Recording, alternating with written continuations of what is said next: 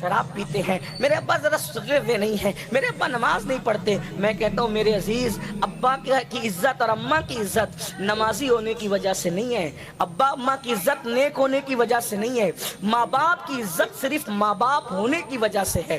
اگر وہ بے نمازی ہوں، اگر وہ شرابی ہوں، اگر وہ جواری ہوں اور ہیں ماں باپ، تو بھی ان کی عزت کرنا آپ پہ فرض ہے. یعنی یہ نہیں کہ نیک ہوں گے تو ہی کرنا پڑے گا، نہیں، بلکہ ماں باپ کتنے بھی برے ہوں اور وہ اولاد کے حق میں دعا کرے تو اللہ ان کی دعا رد نہیں کرے. اولاد کے حق میں، بلکہ ماں باپ کی دعا کا درجہ کیا ہے؟ سبحان اللہ. حدیث پر غور کریں. آقا فرماتے دعا والدہ لولدہ کا دعائی لکم، کہ تمہارے باپ کی دعا تمہارے حق میں ایسی ہے جیسے مجھ محمد کی دعا اپنی امتی کے لیے ہوا کرتی ہے. یعنی جیسے دعائیں محمد الرسول اللہ امت کے حق میں رد نہیں ہوتی، ویسے باپ کی دعا اولاد کے حق میں رد نہیں ہوتی. لوگ ادھر ادھر پھرتے رہتے ہیں، لوگ ادھر ادھر پھرتے رہتے ہیں، حضرت دعا کر دو، حضرت دعا، ارے سب کی دعا لو، میں منع نہیں کرتا، لیکن کتنا بھی بڑا آدمی، کتنا بھی نیک متقی کعبے کا غلاف پکڑ کے دعا کرے، وہ اللہ بے نیاز ہے، چاہے تو قبول کرے گا چاہے تو رد کرے گا. کسی کی بھی دعا قبول ہوگی یا رد ہوگی، لیکن اللہ کے رسول نے گارنٹی دی ہے ایک دعا ایسی ہے جو تمہارے حق میں کبھی رد نہیں ہو سکتی، اور وہ تمہارے ماں باپ کی دعا ہے. ادھر الفاظ پورے نہیں ہوتے، ادھر اللہ قبول فرما لیتا. حدیث پاک میں آتا ہے، حدیث پاک میں آتا ہے، ایک مرتبہ حضرت موسیٰ کلیم علیہ السلام جنگل کا سفر کر رہے تھے. جنگل کا سفر کرتے ہوئے تھک گئے تو اللہ سے کہا اللہ میں تھک گیا، میرے لیے سواری کا انتظام کر.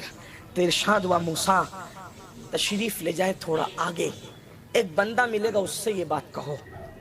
حضرت موسیٰ کلیم گئے تو کیا دیکھا؟ ایک بندہ ہے، نارمل سا سادہ سا بندہ ہے. اس سے کہا اللہ کے بندے میرے لیے سواری کا انتظام کر دے. اس نے ہاتھ اٹھائے، عرض کی اللہ بادل زمین پہ بھیج تاکہ تیرے اس بندے کے لیے میں سواری کا انتظام کر سکوں. ہاتھ اٹھا کے دعا کرنا تھا، بادل زمین پہ آ گیا. کہا کہ اے اللہ کے بندے، اے مسافر، یہ بادل حاضر ہے، آپ جہاں چاہیں گے یہ بادل آپ کو لے جائے گا. آپ بادل پر سوار ہو گئے، بادل پھر اڑنے لگا. حضرت موسیٰ کلیم نے عرض کی مولا کتنا نیک ہے، کتنا پرہیزگار ہے، کتنا متقی ہے، اس کی دعا سے بادل زمین پہ آ گیا. ارشاد ہوا موسیٰ نیک نہیں ہے. آپ سمجھ رہے نیک ہے، جتنا نیک سمجھ رہے نیک نہیں، متقی اتنا نہیں جتنا آپ سمجھ رہے. لیکن ہے ایسا کہ اس نے تو بادل منگایا، اگر یہ آسمان بھی زمین پہ اتارنے کی بات کرتا تو ہم آسمان بھی زمین پہ اتار دیتے.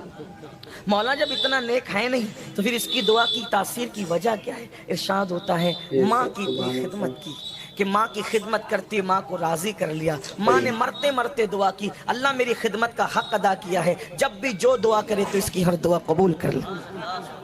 غور فرمائیں کیسے کیسے کو کیا مقام ملتا ہے. آج کل کوئی اہمیت نہیں، ماں باپ کی کوئی اہمیت نہیں. آج یہ بھی کہ نہیں ہم تو انہیں کیا سمجھتا ہے، اے بڈھے ہو گئے ان کو کیا سمجھ، بلکہ ان کو تو جھڑکیاں دی جاتی. اللہ کے رسول علیہ السلام فرماتے ہیں جس نے اپنے ماں یا باپ کے سامنے ایک بار اونچی آواز سے، صرف ایک بار اونچی آواز سے بات کی، انجام کیا؟ سرکار غریب نواز اپنے ملفوظات میں حدیث بیان کرتے ہیں کہ ایک بندہ آئے گا اللہ کی بارگاہ میں قیامت کے دن، اور اس کے نام اعمال میں پہاڑوں جیسی نیکی ہوگی، پہاڑوں جیسی.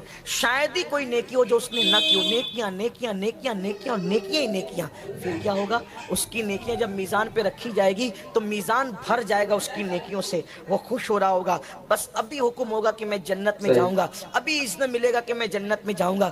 ایسے میں ایک چھوٹا سا کاغذ کا ٹکڑا اس کے گناہوں کے پلڑے میں گرے گا. جب اس کے گناہ کے پلڑے میں چھوٹا سا کاغذ کا ٹکڑا گرے گا تو اس کی ساری نیکی ہلکی ہو جائے گی اور گناہ کا پلڑا بھاری ہو جائے گا، اور حکم ہوگا فرشتوں اس کو منہ کے بل گھسیٹتے ہوئے جہنم میں لے جاؤ. اللہ اکبر. جس وقت وہ یہ سنے گا تو اللہ سے عرض کرے گا مولا تیری شان بڑی نرالی ہے، تیری شان بڑی عظیم ہے مولا، میری پہاڑوں